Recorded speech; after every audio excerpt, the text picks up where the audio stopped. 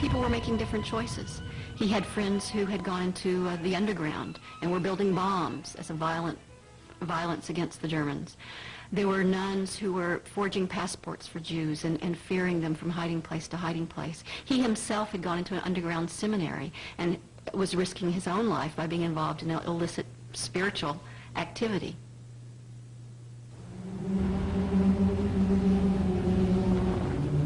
The war raged on. Neighbors disappeared. Children were marched off. Catholics in Poland and Europe looked to the Vatican for guidance. Could they help? Should they? But Pope Pius XII remained silent. He feared denouncing the Germans would risk more Jewish lives. He privately tried to help Jews, but the Vicar of Christ did not speak out even when the Nazis stormed the Jewish ghetto just across the river from the Vatican. This silence was something which I think made the Jews suffer even more, because it made them feel that they were abandoned by everybody, even those who kept proclaiming the generous sense of humanity and all those aphorisms that come together with the teaching of Christianity.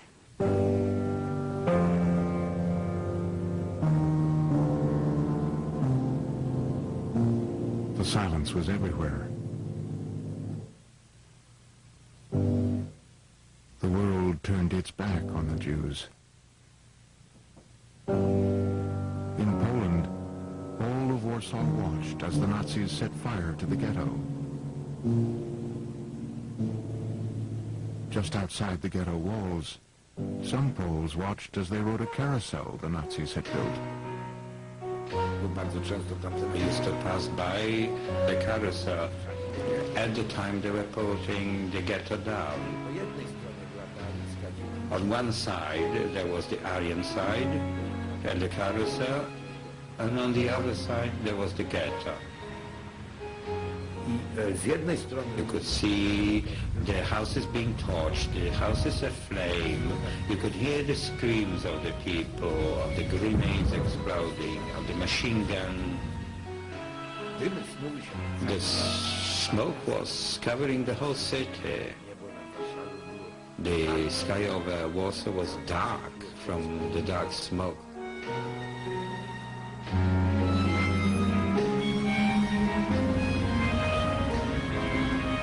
I was in the ghetto while it was on fire. I could see people jumping from the windows in order to avoid being burned alive. On the other side of the wall, I could hear the carousel going round and round. The girls were screaming and laughing, and boys were screaming and laughing. The fun that they were having against the background of the ghetto dying.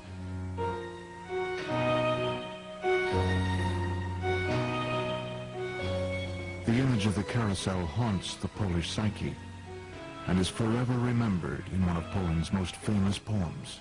I thought of the Campo dei Fiori in Warsaw by the Sky Carousel, one clear spring evening to the strains of a carnival tune.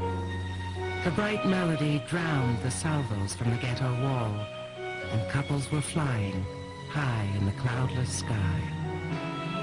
At times, wind from the burning would drift dark kites along, and riders on the carousel caught petals in midair. That same hot wind blew open the skirts of the girls, and the crowds were laughing on that beautiful Warsaw Sunday.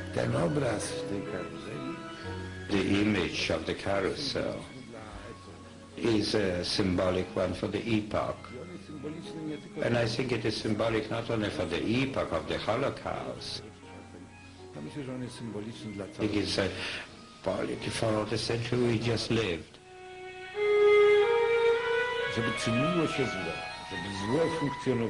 For evil to occur, to take place, you simply do not have to do anything.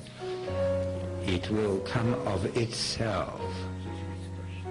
To do good, you have to be active. In other words, you have to do, to act. When nothing is done, evil comes of itself. I've asked myself over and over and over again, how would you have behaved if you had been in Poland during the Holocaust? Would you have defied the Nazis? Would you have gone off into the woods to try to join an underground group? If you had been in Auschwitz, would you have tried to collaborate a little bit or make a few deals to stay alive a little longer? And I don't know the answer. And so I think about young Mr. Wojtyla, who is going to become the Pope eventually, but he doesn't know this yet. He lived a quiet life. He did not defy the Nazis in any overt way. And he did not, in any of the stories that have been told, do anything to save Jews. When the war was over, 6.5 million Poles were dead, nearly half of them Jews. The devastation was enormous. A fifth of the entire population was killed during the war or died of its consequences.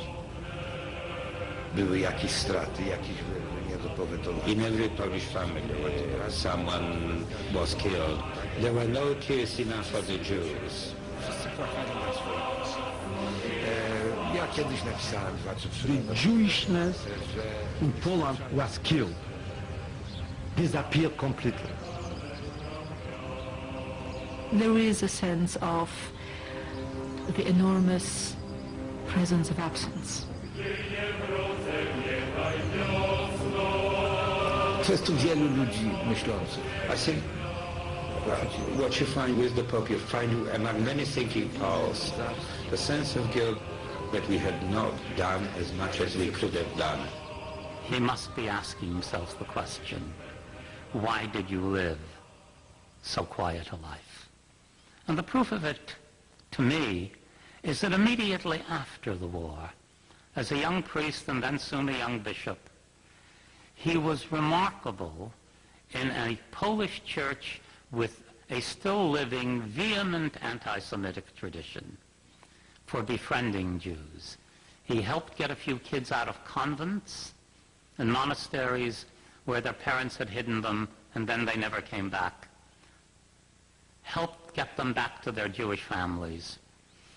He did a number of things which gave him, among the Polish Jews who survived, the reputation of a friendly human being.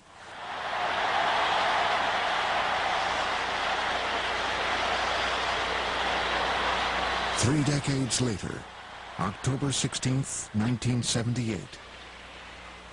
Habemus Papam, Kardinalem Wojtyła.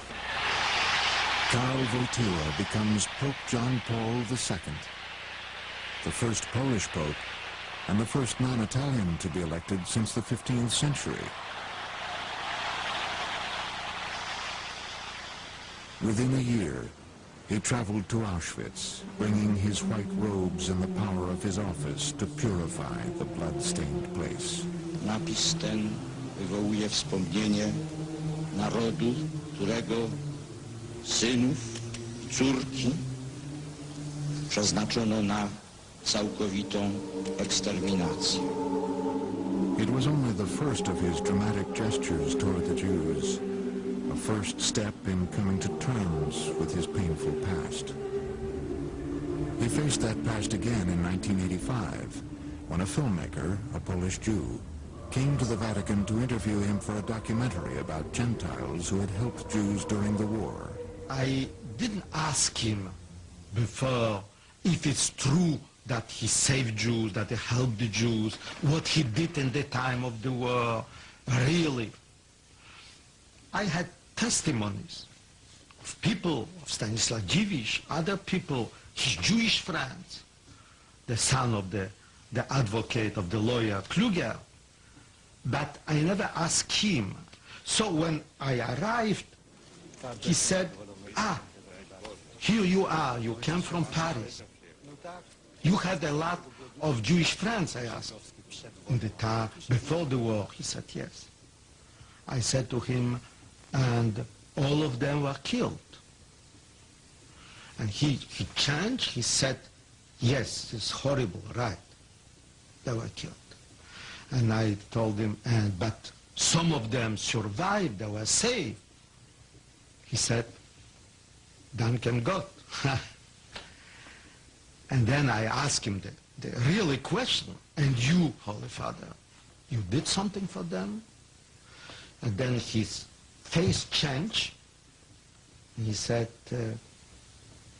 I don't believe I know. No, he said. And I was so surprised, because in my mind, I believed that he's going to tell me a story that he was preparing the false papers, passports for the Jews, because I read it, because people told me about it. Well, and he told me, no. So I was stopped. I didn't know what to ask him more. And all my interview was stopped, was finished. Well, finished only with this gesture. You know, he took me his heart like a brother with a very bad, guilty feeling. And I was very frustrated, very frustrated. In April 1986, John Paul made his historic visit to the Roman synagogue, ready to acknowledge the wounds inflicted on Jews by Christians, and to reach out to them as equals, calling them our elder brothers. It was the first time that any pope had ever gone into the synagogue in Rome. It was like a sort of apparition. It was a bold move for the pope to be in a totally Jewish environment and to pray to a common God. This was something absolutely unheard of. We understood that the presence of the Pope there was putting the seed to the act of repentance. This man has gone the journey to unlearning whatever anti-Semitism might have been breathed into it. Has gone the journey to wanting to make an end of the age-old quarrel with Jews.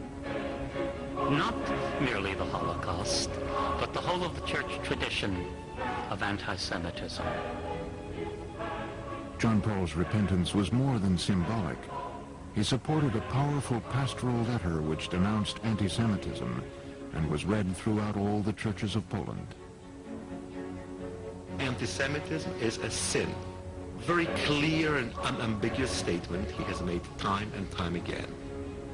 One cannot be an anti-Semite and a Christian at the same time. One has to choose.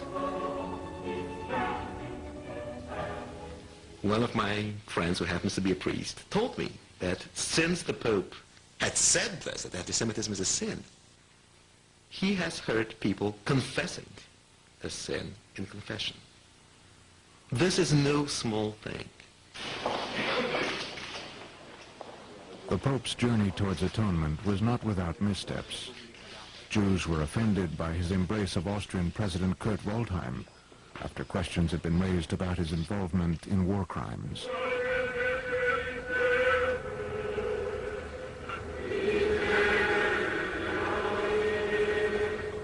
Jews were also troubled by John Paul's choice of saints.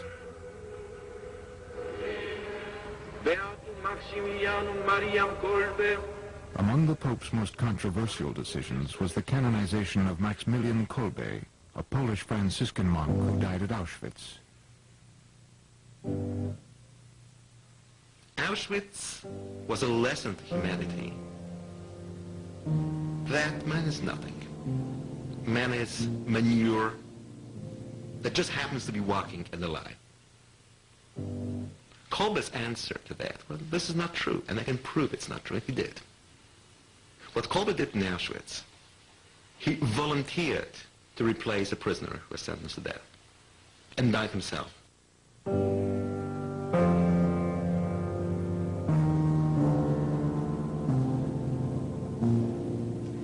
But Kolbe has has a biography behind him.